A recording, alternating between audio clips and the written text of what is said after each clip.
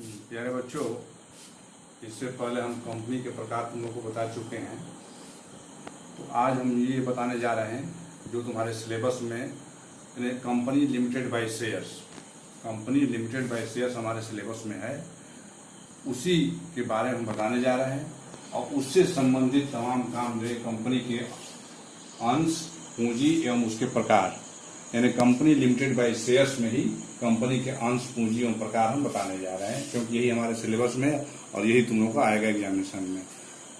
Company limited by shares, देखो पहला उसमें है कंपनी के अंश, पूंजी एवं उसके प्रकार। रजिस्टर्ड यानी रजिस्टर्ड कैपिटल या ऑथराइज्ड कैपिटल या नॉमिनल कैपिटल, ये तीनों एक ही है। रजिस्टर्ड कैपिटल वो कहते हैं जिसकी व्याख्या मेमोरेंडम ऑफ एसोसिएशन में दी गई है, उसको ऑथराइज्ड कैपिटल भी कहते हैं या उसको नॉमिनल कैपिटल भी कहते हैं। ये जितना रजिस्टर्ड होता है उसी को, यानी जितने से उसमें दिया हुआ है प्रॉस्पेक्टस में, मेमोरेंडम ऑफ एसोसिएशन में दिया हुआ है, उसको हम रजिस्टर्ड या अधिकृत ऑथराइज्ड कैपिटल कहते हैं। यानी इससे कंपनी की पूंजी अधिक नहीं हो सकती, टोटल कंप्लीट पूंजी होती है, उसी में कंपनी अब निर्गमित करती है। अब ये अधिकृत ऑथराइज्ड कैपिटल में से कितना अंशों के लिए कंपनी मार्केट में शेयर जारी कर रही है, उसे हम निर्गमित पूंजी कहते हैं। निर्गमित पूंजी, उस निर्गमित पूंजी में से कितना लोगों ने खरीदा, कितने अंशों के लोगों ने एप्लीकेशन दिया, उसे हम प्रार्थित पूंजी कहते हैं।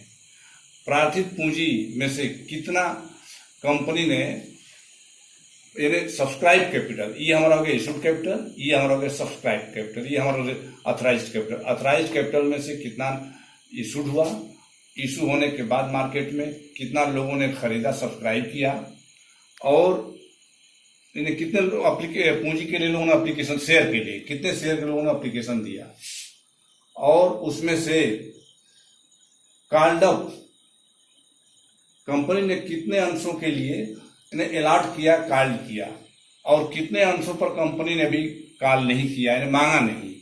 इन्हें जब कंपनी लोग खरीदते हैं शेयर तो सब्सक्राइब करते हैं, तो उसमें से कंपनी अपने जरूरत के तहत जितनी जरूरत होती है पूंजी की उतनी कंपनी मांगती है और बाद बाकी छोड़ कर रखती है। चुकता पूंजी वो पूंजी है जो फुल्ली पेड अप होता है। उसमें बहुत सारे शेयरधारी ऐसे होते हैं जो कि लास्ट में, फाइनल कॉल में या कभी भी कुछ शेयर पर पैसा नहीं देते, उसको कॉल सिर्फ एरियर कहते हैं।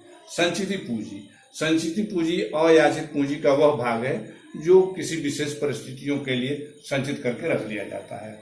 अस्थायी पूंजी, अस्थायी पूंजी के अंदर हम लैंड है, बिल्डिंग है, प्लांट है, मशीनरी है, टूल्स है, रेलवे साइडिंग है, फर्नीचर है, फिक्चर्स, ये तमाम अस्थायी संपत्तियां इसके अंदर आती हैं।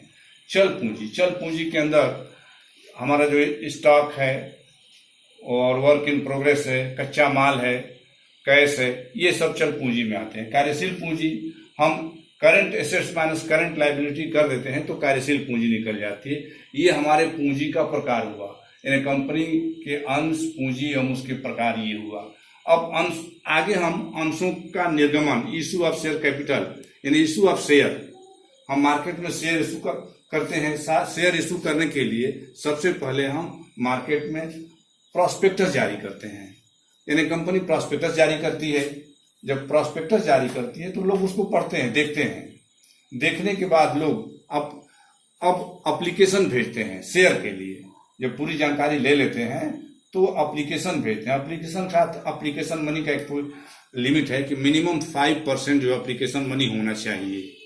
जब एप्लीकेशन आ जाता है तो कंपनी के बोर्ड ऑफ डायरेक्टर्स के पास मीटिंग होती है, उसमें तय किया जाता है कि कितने अंशों के लिए कितने अंश अलॉट किए जाएंगे।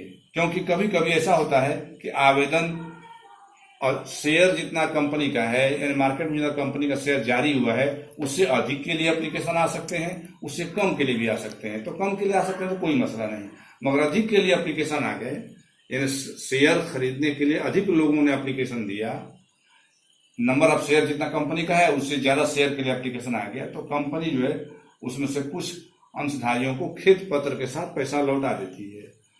अब उसके बाद कंपनी जो है आवंटित कर देती है, जितना कंपनी के पास शेयर होता है वो अपने हिसाब से कंपनी अलॉट कर देती है। अलॉटमेंट करने के बाद कंपनी जो है फिर काल, फर्स्ट काल, सेकेंड काल, फाइनल काल करती है। कंपनी चाहे तो एक किस्त में भी पैसा अंश पर मांग सकती है, मगर वो अंशधारियों की फाइनेंशियल सबकी स्थिति अच्छी नहीं होती, तो उनकी मदद के लिए किस्तों में पैसा मांगा जाता है, तो उसे हम याचनाएं करना या मेकिंग कॉल्स कहते हैं।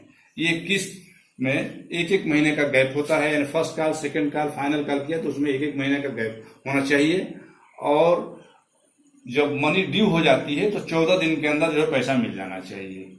ये हुआ हमारे अंशों निर्गमन, issue of shares. Issue of share में सबसे पहले प्रोस्पेक्टस इशू होता है मार्केट में, फिर एप्लीकेशन आते हैं, एप्लीकेशन आने के बाद जब आया था तो अलॉटमेंट होता है शेयर, ये अलॉटमेंट का काम जो बोर्ड ऑफ डायरेक्टर्स करते हैं। इसके बाद फिर वो काल, यानी फर्स्ट काल, सेकंड काल में कंपनी जो पैसे को मांगती है, और इसमें काल के अंदर एक एक महीने का गैप होना चाहिए, और जब मनी ड्यू हो जाता है तो 14 दिन में पैसा मिल जाना चाहिए। अब देखो हम आगे चल रहे हैं अंशों के निर्गमन के लेखे, यानी जब एप्लीकेशन की राशि प्राप्त होने पर क्या लिखा होता है।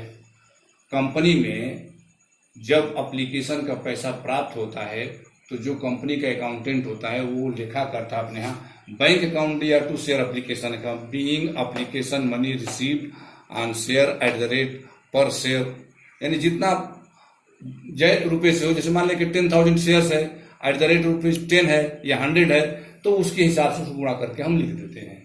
ये एप्लीकेशन मनी का हो गया। इस एप्लीकेशन मनी के पैसे को हम ट्रांसफर कर देते हैं पूंजी में, आवेदन पत्र की राशि को पूंजी खाते में हस्तांतरित करने पर। तो देखो शेयर एप्लीकेशन अकाउंट या टू शेयर कैपिटल अकाउंट, यानी एप्लीकेशन के पैसे को पूंजी में ट्रांसफर कर दिया गया।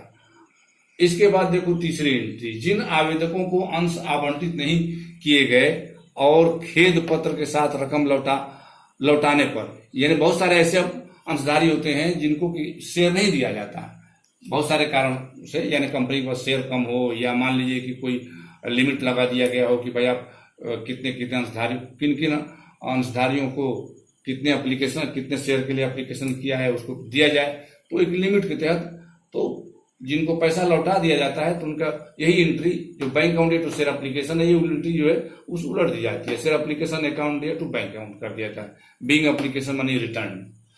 देखो चौथा, आवंटन राशि की याचना के लिए आवंटन पर शेयर अलॉटमेंट अकाउंट या टू शेयर कैपिटल अकाउंट, ये अलॉटमेंट मनी ड्यू होने पर ये एंट्री बनाई जाती है अलॉटमेंट मनी की। जब कंपनी ने एप्लीकेशन पाके तो अलॉट हो गई, बोर्ड ऑफ डायरेक्टर्स अलॉटमेंट का काम करते हैं, और आवंटन राशि जब प्राप्त हो जाती है तो उसकी एंट्री बनती है बैंक अकाउंट या to share allotment account, being allotment money received. First call होने पर, प्रथम याचना फर्स्ट कॉल पर, फर्स्ट कॉल जब कंपनी करती है तो एंट्री बनाती है ड्यू की entry, share first call account या to share capital account being first call money due, money due की एंट्री बन गई। अब ये राशि मिलेगा तो ये तो हो जाएगा हमारा फर्स्ट कॉल का पैसा मिल रहा है, तो बैंक अकाउंट या to share first call account या being first call money received. अब second and final call due होने पर क्या एंट्री बनती है, ये एक एक महीने पर ड्यू होता है, ये पैसा मिलने का 14 दिन में पैसा मिल जाना चाहिए, तो ये ड्यू हुआ, ड्यू की एंट्री हुई share second and final call account या to share capital account being share second and final call money due. अब ये जो ड्यू की एंट्री है इसमें एक एक महीने का गैप होना चाहिए। अब ये शेयर द्वितीय एवं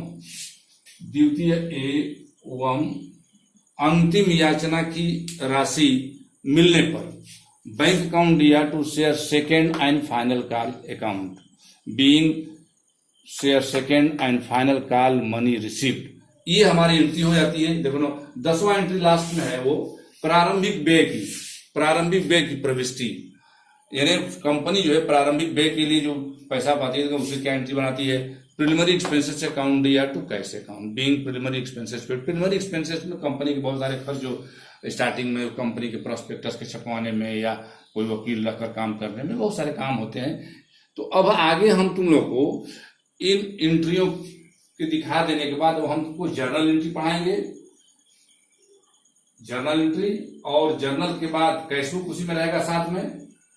ये हुआ प्रकार, ये हमारा पूंजी का प्रकार है, ये अंशों का जो है ये इशू है, इशू ऑफ शेयर्स है, ये हमारा जो है अंशों के निर्गमन के लेखे में जब हम शेयर मार्केट में जारी होता है तो उसमें कौन कौन से लिखित किए जाते हैं, वो है हमारा एप्लीकेशन के साथ मिलने पर पैसा क्या होगा, एप्लीकेशन के पैसे को ट्रांसफर करने पर शेयर कैपिटल में क्या एंट्री बनेगा, फिर जिन शेयरधारियों को पैसा लौटा दिया जाता है, नहीं शेयर दिया जाता, उनके लिए क्या एंट्री बनती है।